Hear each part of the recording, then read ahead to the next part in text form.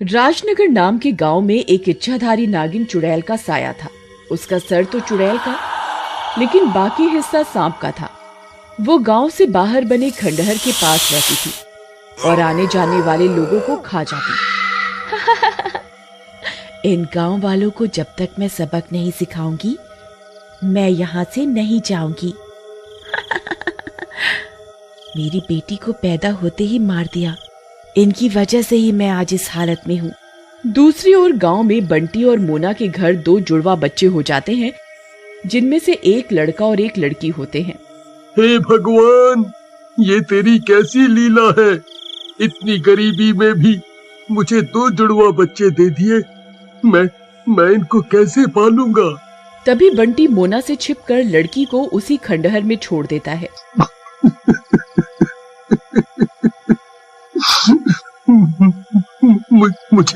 मुझे माफ करना मेरी बेटी, मैं तुझे पालने में असमर्थ हूँ।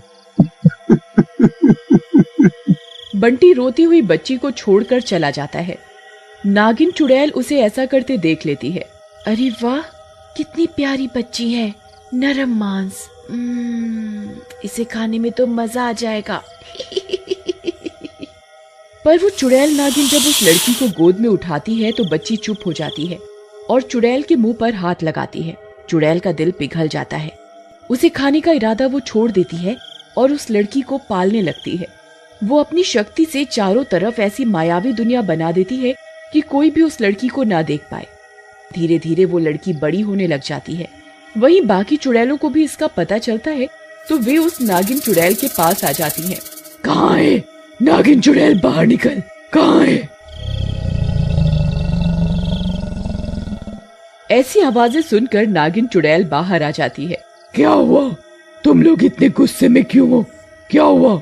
ये तो क्या कर रही है नागिन? तू हमारी बिरादरी का नाम क्यों खराब करने पर तुली है?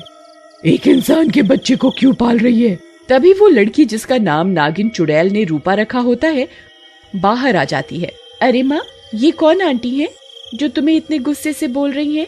देखो आंटी, आप मेरी माँ को ऐसे बुरा भला मत बोलो, ये मेरी माँ है।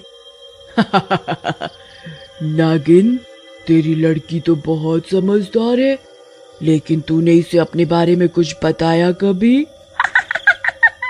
चुड़ैल की ऐसी बातें सुनकर नागिन चुड़ैल काफी डर जाती है। जब टाइम आएगा तो मैं बता दूंगी। चलो अब तुम सब फुटो यहाँ से। ऐसा कहकर नागिन चुड़ैल उन सभी चुड़ैलों को वहां से भगा देती है। लेकिन रूपा को ये सारी बातें कुछ अजीब लगती हैं और वो नागिन चुड़ैल से पूछने लग जाती है। माँ, ये सब क्या बातें कर रही थी और क्या बात है जो तुमने मुझसे छिपा रखी है? बोलो। कुछ नहीं रूपा बेटी। भला मैं तुझसे क्यों कुछ छुपाऊंगी? बोलो। नहीं माँ, कुछ ना कुछ तो जरूर है जो तुम मुझसे छुपा रही हो, और मैं एक दिन पता लगा कर रहूंगी। ऐसा कहकर रूपा वहां से चली जाती है। कुछ दिनों बाद एक रात नागिन चुड़ैल खंडहर के बाहर एक आदमी को खा रही होती है। उसके खाने की आवाज से रूपा की आंख खुल जाती है और वो बाहर आ जाती है। अरे माँ, ये तुम क्या कर रही हो? ये तुम किसे खा रही हो?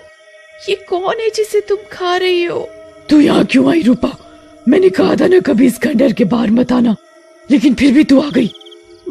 माँ, मैं शोर सुनकर बाहर आ गई, लेकिन तुम ये क्या कर रही हो? ये क्या है? तुम मांस खा रही हो? ये गलत बात है। मुझे तो तुम ये नहीं खिलाती। अब तू इतनी बड़ी हो गई है कि मुझे समझाएगी कि क्या गलत है क्या सही। सही कहती थी वो मेरी चुड़ैल सहेलियां। तुम इंसान हो ही ऐसे, और फिर तू भी तो इंसान की ही औलाद है ना? इंसानों की औलाद मतलब माँ? क्या मैं तुम्हारी बेटी नहीं हूँ? बोलो ना माँ, बोलो। लेकिन नागिन चुड़ैल को तब तक अपनी गलती का एहसास हो जाता है। तू मेरी ही बेटी है रूपा। मैंने तुझे जन्म नहीं दिया तो क्या हुआ, पाला तो है। तू मेरी ही बेटी है। अगर तुमने मुझे जन्म नहीं दिया तो मैं कौन हूँ? कौन है मेरे माता पिता? फिर नागिन चुड़ैल रूपा को पूरी बात बताती है। नागिन चुड़ैल की बात सुनकर रूपा उसके पैरों में गिर जाती है। माँ, मैं सचमुच बहुत खुश नसीब हूँ जो तुम मेरी माँ हो। मुझे मेरे असली माँ बाबा ने छोड़ दिया, लेकिन तुमने मुझे पाला। ऐसा कहकर रूपा नागिन चुड़ैल के गले मिलकर रोने लग जाती है। दूसरी तरफ गांव में रोज रोज आदमी और जानवरों के गायब होने की वजह से गांव वाले परेशान हो जाते हैं। और उस खंडहर में से नागिन चुड़ैल को भगाने का सोचते हैं। भैया, ये खंडहरवा से रोज अजीब अजीब सी आवाज आने लगी है और उसके आसपास बहुत बदबू आवत है। लगत है वो खंडहरवा की चुड़ैल ही सबको मारे दिए जा रही है और धीरे धीरे और ताकतवर हुए जा रही है। हाँ सरपंच जी, हमको भी यही लागत है। देखो ना, पहले तो कभी महीना 2 महीना में कौनो जानवर गायब हुई जात रहा, अब तो लोग गायब होने लगे हैं। सही कह रहे हो भाई, लेकिन हम क्या कर सकते हैं? हम उस चुड़ैल का मुकाबला कैसे करेंगे? जैसे जहर जहर को काटता है वैसे ही चुड़ैल चुड़ैल को मारेगी। हमारा दोस्त एक बहुत बड़ा तांत्रिक है, वो कहत रहा वो कई चुड़ैल पकड़े हैं, हम उससे बात करेंगे। ए बंटी, एक काम करो, कल तुम उसको बुला लाना, हम तुमको उसका पता दे देंगे हैं? अगले दिन बंटी तांत्रिक को गांव में लाता है और सरपंच तांत्रिक को सारी बात बताता है। ये तो मेरे बाएं हाथ का खेल है। मैं अभी अपनी सेवक चुड़ैल को बुलाता हूँ, वो उस दुष्ट चुड़ैल को पकड़कर यहाँ लाएगी। ऐसा कहकर तांत्रिक मंत्र पढ़ने लगता है। मंत्रों के खत्म होते ही वहाँ पर एक चुड़ैल प्रकट हो जाती है। बोलो मेरे मालिक, क्या हुक्म है?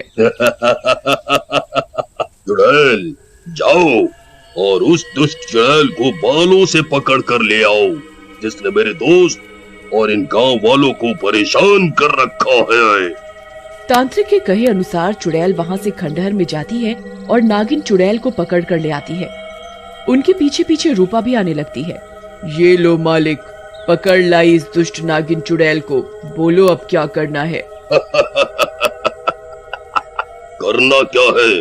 गायब कर दो इस चुड़ैल को इस दुनिया से, ताकि ये किसी को परेशान न कर पाए। लेकिन तब तक रूपा भी वहाँ पहुँच जाती है। रूपा को देख सब हैरान हो जाते हैं। नहीं नहीं, मत मारो मेरी माँ को, छोड़ दो। अरे ये क्या माजरा है? चुड़ैल के भी बच्चे होने लगे। अरे भाई, कोई जरा इसके बाप का नाम भी बता दे मुझे। तांत्रिक की बात सुनकर नागिन चुड़ैल को गुस्सा आ जाता है। तुम इंसानों में कोई इंसानियत नहीं है, शायद इसीलिए मैंने कभी अपनी बेटी को तुम लोगों के सामने नहीं आने दिया, नहीं तो वो भी तुम लोगों जैसी बन जाती। और रही बात इसके बाप की, तो ये नास मिटा बंटी है इसका बाप। ये बात सुनकर गांव वाले हैरान हो जाते हैं। कहा बंटी, बहुत शरीफ बनत हो, लेकिन चुड़ैलों पर भी नजर रखा तो है। अरे क्या सरपंच जी, कुछ भी, ये चुड़ैल कुछ भी बोल रही है और तुम इस बात पर मजे ले रहे हो। ए चुड़ैल, चुप कर और सच बोल। आज तो बहुत डर लग रहा है तुझे, मुझे सच बोलने को कह रहा है, लेकिन वो रात भूल गया जब तूने इस बच्ची को खंडहर में छोड़ दिया था मरने के लिए।